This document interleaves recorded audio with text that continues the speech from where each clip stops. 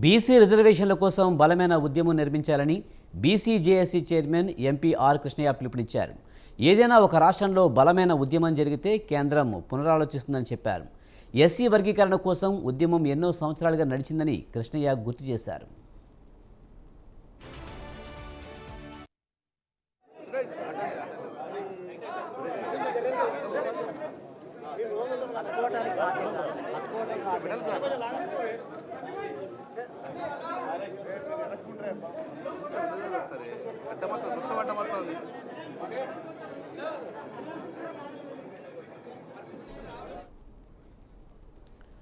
బీసీల కోసం అసెంబ్లీలో మాట్లాడితే ఎదురుదాడి చేశారన్నారు గంగుల కమలాకర్.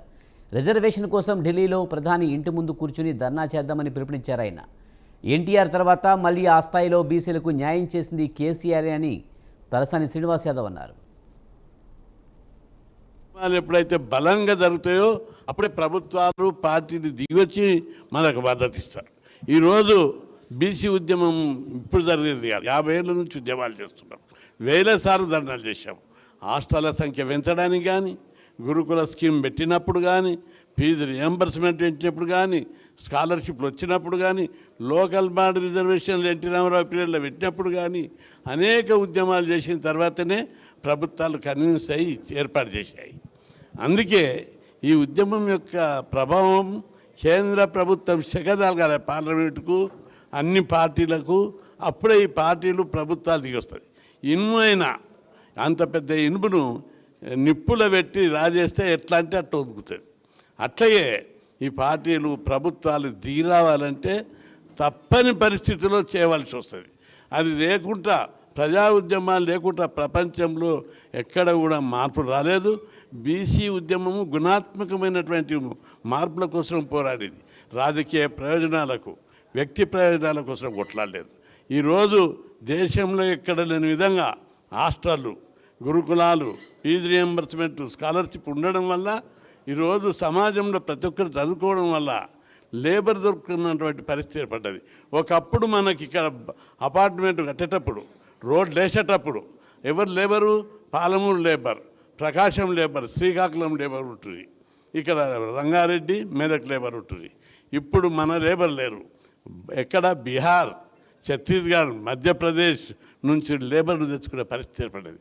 ఇంత మార్పు బీసీలు చదువుకోవడం వల్లనే ఈ మార్పు వచ్చింది. తప్పనిసరి రిజర్వేషన్ల కోసం ఎక్కడ మేము తల ఉంచలేదు, తల దించలేదు, సాధించే వరకు వదిలిపెట్టలేదు. ఇది వ్యక్తి ప్రయోజనం కాదు, సమాజంలో అనేక మార్పులు వస్తున్నాయి. ఆ మార్పులకు తగ్గట్టు ఇది ఏం పంచాయతీ? అన్నదమ్ముల పంచాయతీ. మేము ఏ కులానికి, ఏ వర్గానికి వ్యతిరేకం కాదు. భారతదేశంలో కుటుంబం లేక భావిస్తే ఈ దేశంలో ఉన్న అన్ని కులాలు అన్నదమ్ముల వంటి వారు. ఎవరి వాటా వాళ్ళకి ఇవ్వాలనే పోరాటం ఇది. అందుకే మా వాటా కోసం జరిగే పోరాటం. ఈ పోరాటంలో గుర్తించాలి అన్ని పార్టీలు, అందరూ ముఖ్యులు. ఏనాటికైనా ఇవ్వక తప్పదు. ప్రజాస్వామ్య దేశం, రాజ్యాంగబద్ధమైన హక్కులు ఉన్నాయి. ప్రజాస్వామ్యంలో ఏ సామాజిక వర్గానికి ఆ సామాజిక వర్గం వాటా ఇవ్వాలి. ఇక్కడ కోర్టులో అన్యాయం జరిగినట్టుగా కూడా ప్రజల్లో బలమైన ఉంది. ఈ మూమెంట్ రావడానికి ఈ ఒక స్ట్రాటజీ ప్రకారమే మేము చేశాం. జీవో వచ్చింది, ఆ జీవో అందరికీ తెలుసు ఆ పద్ధతి. కానీ చూద్దాం రాజ్యాంగం నుండి ఎంతవరకు ముందుకు పోతుందని. మొదటి రోజు ఇవ్వలేదు, రెండవ రోజు ఇవ్వలేదు, మూడవ రోజు 50% సీలింగ్ అనే దాని మీద బలంగా వాదనలు వినిపించారు. ఏంటిది? అగ్రకులాలలోని పేదలకు 10% రిజర్వేషన్లు ఇస్తే సీలింగ్ వర్తించదు, బీసీలకు ఇచ్చినప్పుడే సీలింగ్ వర్తిస్తుందా అని చెప్పి నిలదీయడం జరిగింది. అదేవిధంగా 50% సీలింగ్ రాజ్యాంగంలో ఎక్కడ లేదు.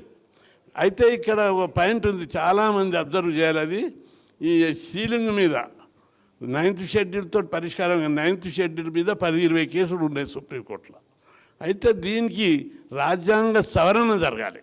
15(4), 16(4) లేదా ఒక క్లాజ్ చేర్చి జనాభా ప్రకారం రిజర్వేషన్లు పెట్టారని, లేదా రిజర్వేషన్లు 42, 44 పెట్టి దీన్ని అమలు చేయాలని ఒక్క సవరణ చేస్తే రాజ్యాంగాన్ని 121 సార్లు సవరించారు. ఒక్కసారి బీసీల కోసం సవరిస్తే పర్మనెంట్గా ఈ సమస్యకు పరిష్కారం